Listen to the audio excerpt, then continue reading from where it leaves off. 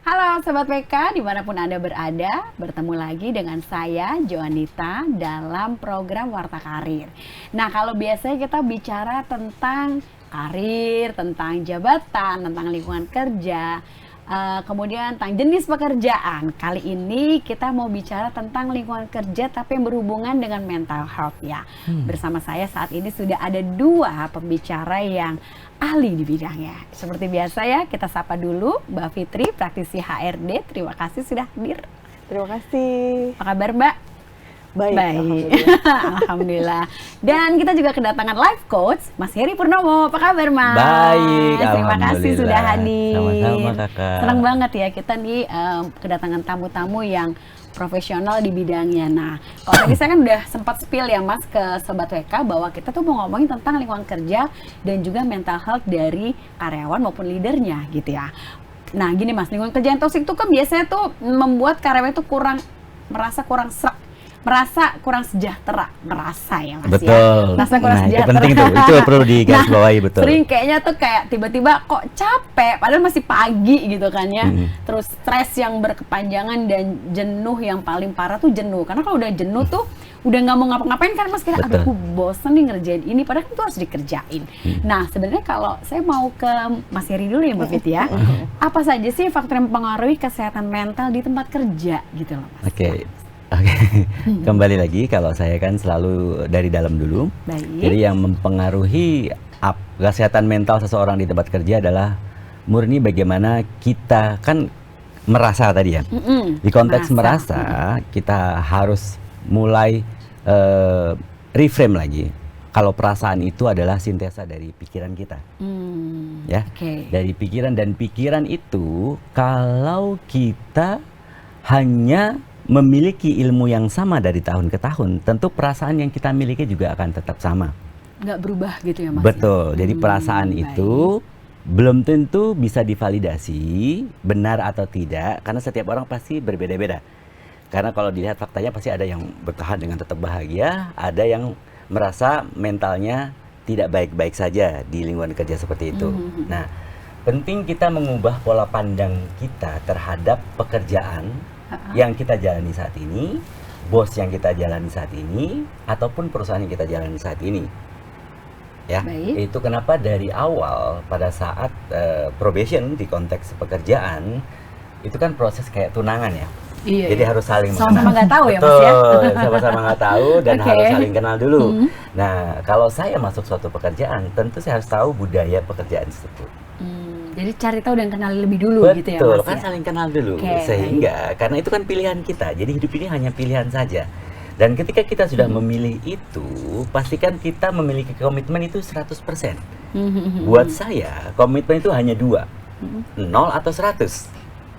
Yang merasa mohon maaf, merasa tidak nyaman karena bosan dengan pekerjaannya, itu adalah pilihan dia, sehingga komitmen yang dia miliki saat itu kemungkinan 50%. Karena kalau orang yang 100% itu baik pikiran, perasaan maupun seluruh perilakunya 100% akan diberikan kepada pekerjaannya. Oke, jadi udah mantap gitu ya Mas. Mantap. Nah, proses 3 bulan itu saya pikir cukup untuk saling mengenal. Probation tadi ya Mas. Betul. Jadi kan berarti ya kalau ada pepatah yang bilang tak kenal maka tidak sayang. Jadi kenal dulu biar lebih sayang gitu ya Mas. Iya, betul. Dan mengenal itu kan tergantungnya. Ini misalnya Kak Nonon tidak cocok dengan budayanya, ya nggak usah diteruskan. Kan itu pilihan. Dan itu harus berani gitu Mas. Nah, kadang-kadang kan banyak yang nggak berani Mas. Absolutely. Dan zaman sekarang kan saya pernah juga ngalamin tiba-tiba hilang saja orangnya. Dan tiba-tiba ada email yang bilang dia ghosting gitu ya. Namanya ghosting ya Mas. Missing in action kalau kita bilang. Gimana? Missing in action. Hilang tanpa kabar. Missing in action. Kalau bahasanya undang-undang tuh mangkir. Mangkir kerja. Betul. Jadi karena tidak ada keberanian untuk menyampaikan kepada atasannya bahwa dia tidak nyaman di situ, dia tiba-tiba hilang. Nah, itu kenapa pentingnya setiap individu memiliki keterampilan berkomunikasi yang baik. Human skill, lagi saya kembali kepada human skill.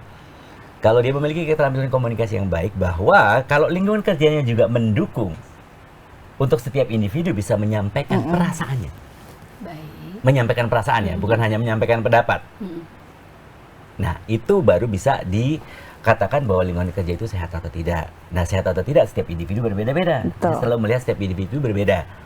Itu faktanya ternyata yang dia bilang perusahaan ini toksik, dia tetap berjalan sampai sekarang dengan karyawan yang masih tetap loyal di situ. Jadi kuncinya adalah 3 bulan pertama saling kenal, tidak cocok ya sampaikan perasaan Anda. Kalau memang opini Anda mungkin bisa mengubah atau budaya itu bisa diubah, karena biasanya anak zaman now itu kan selalu menantang status quo. Dia nggak mau prosedur yang terlalu berbelit-belit, pengennya cepat. Percaya deh.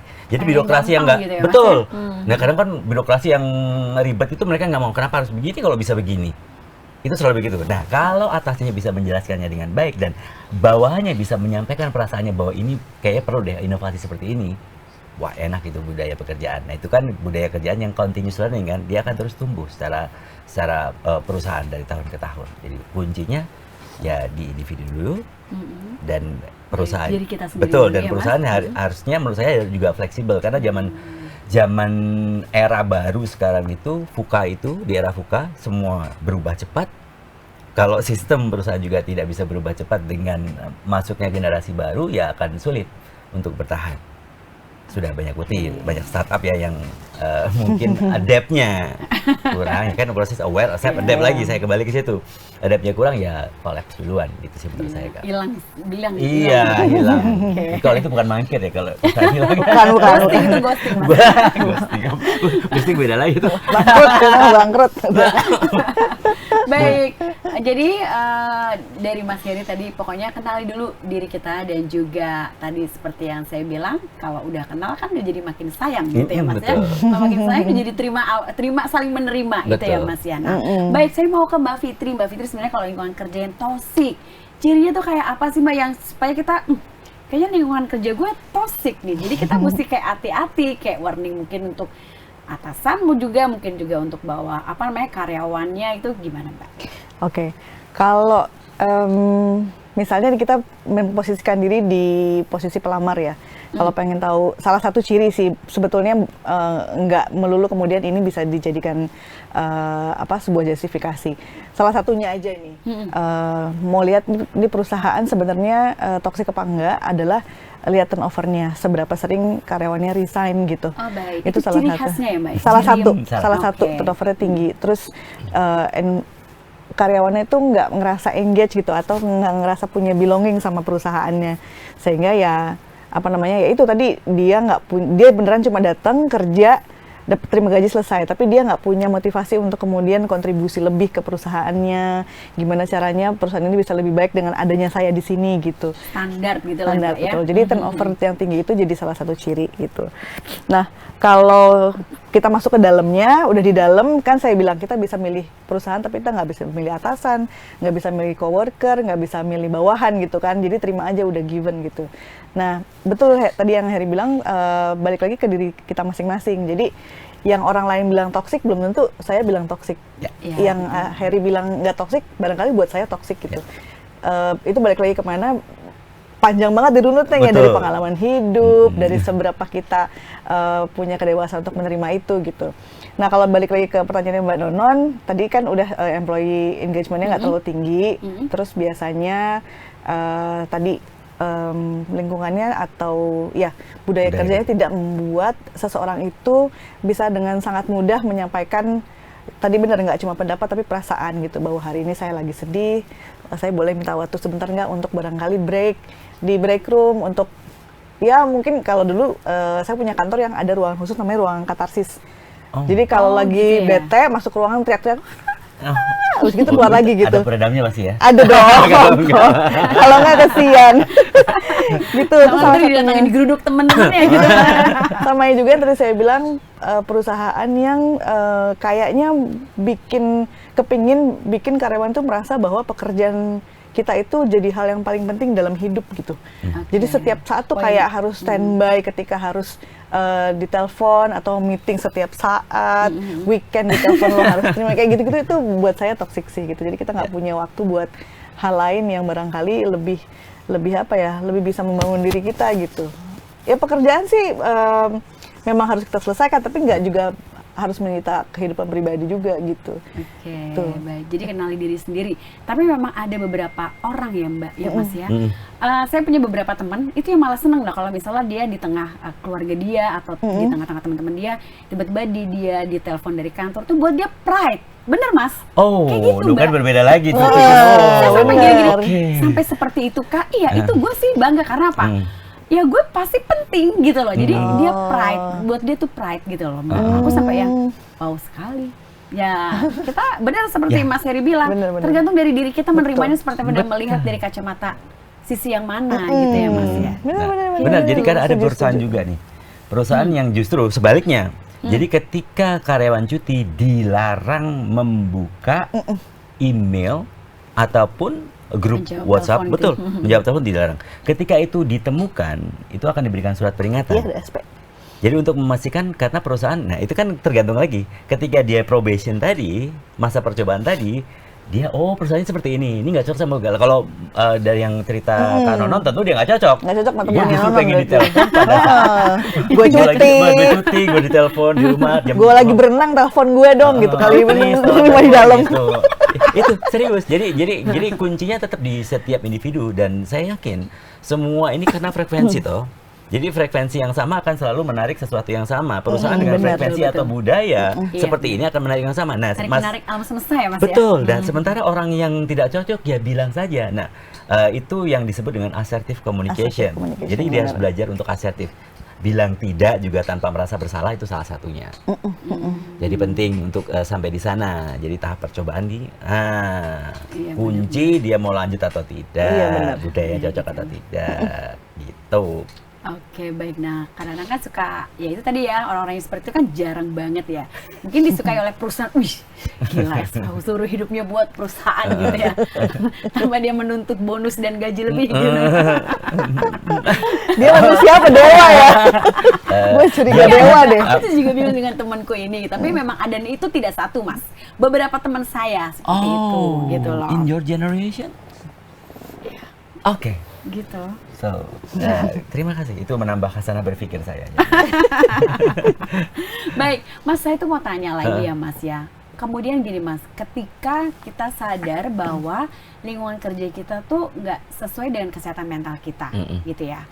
Itu sebenarnya kita harus berperan apa sih? Padahal kita masih butuh untuk pekerjaan itu, dalam tanda kutip penghasilannya. Gitu lah. Tapi kita kan nggak bisa keluar gitu aja ya Mbak ya. Betul. Nah sementara di luar sana pun juga dia harus bersaing dengan berbagai macam orang. Nah Mas Heri ada saran nggak sih untuk teman-teman yang seperti ini mungkin mengalami hal seperti ini gitu? Oke, jadi banyak sisi yang mau diambil. Jadi kalau memang gini, setiap orang kan memiliki tanggung jawab yang berbeda. Apalagi kalau dia masih, mohon maaf, keluarga baru, punya bayi dan masih butuh gitu ya Mas ya. butuh banget kalau dia spekulasi untuk langsung resign. Tentu belum ada tempat yang baru, tentu itu pilihan yang kurang Tepat, bijak. iya, benar, kurang bijak. Jadi sebenarnya begini, benar tak kenal, kita kembali ke tak kenal maka tak sayang. Jadi gini, ada quote yang cukup menarik. Cintai pekerjaanmu, maka pekerjaan akan mencintaimu kembali. Nah, alih-alih kita hanya melihat keburukan perusahaan, atasan, teman kerja, coba kita lihat kebaikan atasan, perusahaan, atau teman kerja. Karena kan semua adalah pola pikir dan sudut pandang kita yang perlu diubah. Hanya tadinya ngelihat ke sana, coba gue lihat sini. Karena kesempurnaan suatu perusahaan atau manusia itu karena apa? Karena dua hal. Karena dia memiliki kelebihan dan dia memiliki kekurangan. Kalau kita selalu melihat kekurangannya, tentu kita katakan itu sebagai hal yang toksik. Selalu, Jadi, semua individu. Tergantung cara pandang. Cara gitu, Mas, pandang. ya. Itu kalau konteksnya tadi dia masih punya tanggungan, Tanggungan lah, betul. kasarnya gitu. Tapi kalau ada beberapa, kalau memang dia pikir bahwa dia memiliki potensi yang lebih dan di luar sana pasti ada. Karena kan semua tergantung dari dia dan ini kan dia sudah lama nih di sini nih. Dia melihat bahwa dia sudah berusaha untuk berkomunikasi secara asertif. Nah, usaha itu sampai level berapa untuk bisa mencintai pekerjaannya? Untuk kita bisa mencintai pekerjaan kan saya harus melihat kelemahanmu, kekuranganmu, kelebihanmu, dan aku bisa terima nggak ini? Kan batas toleransi setiap individu berbeda. Nah dari situ you boleh langsung keluar. Jadi semua tergantung konteks. Itu kalau saya coach orang ya saya harus lihat konteks dia dulu. ke belakang seperti apa. Jadi tidak impulsif. Iya. Langsung gue mau Solusinya, resign aja lu gitu. Kalau saya langsung lu di sana aja, ngapain di perusahaan toksik. Nah kan definisi toksik setiap orang Beda-beda. berbeda, Iya, tergantung sudut pandang mereka dan bagaimana background berpikir mereka dari dulu, yang kan pola pikir itu kan dibentuk dari masa kecil Iya, betul. sampai sekarang. Dan pengaruh dari lingkungan keluarga masing-masing, Sangat, Mas, ya. betul. Kak Nonon menjadi seperti ini kan karena bentukan masa lalu, pola pikir masa lalu, lingkungan masa lalu, jadilah Kak Nonon sekarang. Betul atau tidak? Betul. Nah, faktanya kalau saya tanya, apakah ini adalah harapan Kak Nonon hidup seperti ini? Kalau memang belum, it means artinya ada yang perlu diubah dari pola pikir kita. Jadi sadar dulu ya. Betul, kalau karakternya sama ya hasilnya tetap sama. Benar-benar. Nah, nambahin apa yang tadi disampaikan sama Heri, saya bahkan punya pengalaman fakta di depan mata yang menggambarkan bahwa lingkungan yang toksik itu kalau memang benar orang ini menganggap toksik ya, nggak melulu kemudian efeknya buruk gitu. Balik lagi ke kebutuhan. Saya punya teman yang menurut saya nih pribadi, kita punya atasan yang sama. Oke. Menurut kita sama-sama toksik gitu. Saya memilih resign, ya kan. Tapi teman saya ini memilih bertahan. Gitu bahkan ya. sekarang jadi dipromosi. Nah, saya baca di literatur ada yang bilang bahwa itu bisa merubah orang justru jadi bahasanya tuh bahasa kasar people pleaser gitu. Jadi gue harus rubah mindset gimana caranya bos gue bisa senang sama gue gitu. Jadi instead of dia yang sebelah sama atasannya, Mencoba mencintai dia mencoba atasannya. mencintai dan bikin atasan mencintai dia, walaupun sebenarnya efek secara psikisnya dia kayak burn out gitu loh, karena berusaha bukan jadi dirinya sendiri gitu, tapi balik lagi karena kebutuhannya. Dia punya ya paling gampang cicilan banyak lah, apa segala macam gitu. Iya, itu kalau melakukan itu, Motivasi tuh mohon maaf banyak. takutnya nanti teror kalau misalnya berhenti ya kan. Bener, jadi dia harus gimana caranya gue bisa survive gitu, sementara gue belum dapat yang lebih bagus gitu. Jadi tadi mungkin pernah Mas Heri juga bilang ya, cintailah dulu pekerjaanmu, maka Pekerjaan semuanya akan mencintaimu kembali. akan Karena mencintaimu prinsip di kembali. dunia ini cuma give to get. Iya, betul. When you give 100%, semesta akan membelimu 100. Iya benar-benar. Jadi kalau selama ini hasil kita baru 50, evaluasi diri bukan evaluasi atasan perusahaan. Gue udah ngasih 100 belum ya? Karena keadilan Tuhan ada di situ. Oke. Jadi bukti keadilan Tuhan adalah kelihatan dari sekarang ini. Jadi jangan nyalain siapapun, kembali pada diri. Itu dibutuhkan iman yang kuat dan kepercayaan aja nih. Dalam kalau itu. Udah lagi berat nih bahasanya. Kenapa saya tiba jadi ustazah? Nah, kayaknya aja profetnya Tiba-tiba Ari jadi kudus. Jadi kudus. Baik Mbak dan Mas, terakhir saran dan tips tetap asik di lingkungan kerja yang toksik. Silakan Mbak Fitri duluan. Kayaknya mesti niru apa yang tadi saya contohin deh gitu. Jadi balik lagi ke kita yang tahu kebutuhan kita gitu, dan kita yang tahu seberapa kita sanggup menjalani berada di lingkungan yang mungkin orang lain nganggapnya toksik gitu. Gimana caranya kalau memang jangan kemudian jadi apa ya, maksudnya ikut-ikutan orang lain gitu. Sementara Follower gitu ya, Mbak, ya? dia mengabaikan kebutuhannya gitu. Jadi kalaupun kemudian orang lain menganggap bahwa kok lu jadinya berdamai sama situasi yang menurut kita toksik, ya udah kan orang lain nggak tahu kebutuhan kita gitu. Jadi jalanin aja yang pada pendirian betul gitu ya, yang Mbak, kita ya? yakinin. Kita nggak perlu juga repot-repot menjelaskan ke orang lain bahwa gue tuh begini karena gue butuh ini nggak perlu gitu. Ya udah jalanin aja selama itu tidak merugikan orang lain, stick with it aja, udah di situ nggak apa-apa gitu. Jadi adaptasi itu is the key sih menurutku. Beneran. Lo mau survive dimanapun harus bisa adaptasi. Kalau dari Mas Heri gimana, Mas? Kalau dari aku untuk tetap asik di lingkungan yang toksik, sebenarnya begini. Kalau mau tetap asik di lingkungan yang toksik, artinya apa? Kita sudah memiliki iman yang kuat. Jadi kita selalu memilih pilihan. Dalam hidup selalu memiliki pilihan. Benar-benar. Pilihlah yang membuatmu bahagia. Artinya begini, toksik kan kadang ketika Anda dibicarakan tidak baik di belakang Anda. Jadi Anda harus bisa memilih mana yang bisa lu ambil hati, mana yang enggak. Ya, jadi kalau itu nggak patut diambil hati, ngapain dipikirin? Cuekin aja gitu Ya, ya. jadi kan keserakahan manusia adalah dia katanya banyak pikiran, tapi dia berusaha mengambil pikiran orang lain juga untuk dipikirkan olehnya setiap hari. Capek banget ya hidupnya. Lelah kali, lu banyak pikiran, banyak. Tetapi ketika orang ngomongin dia, mikirin dia buruk, dia ambil juga sama dia untuk dipikirin. So, jangan serakah dengan segala hal. Terima semua manusia apa adanya. Jangan berniat untuk mengubahnya. Ubahlah dirimu untuk menghadapi mereka. Lu akan tetap asik di tempat kerja yang toksik. Yeay, luar biasa. Baik Sobat BK, karena waktu kita terbatas, nanti kita bahas lagi tentang kesehatan mental maupun juga hal-hal yang berhubungan dengan lingkungan kerja pada bahasan dan tema berikutnya. Kemudian kalau misalnya ada usulan tema, bisa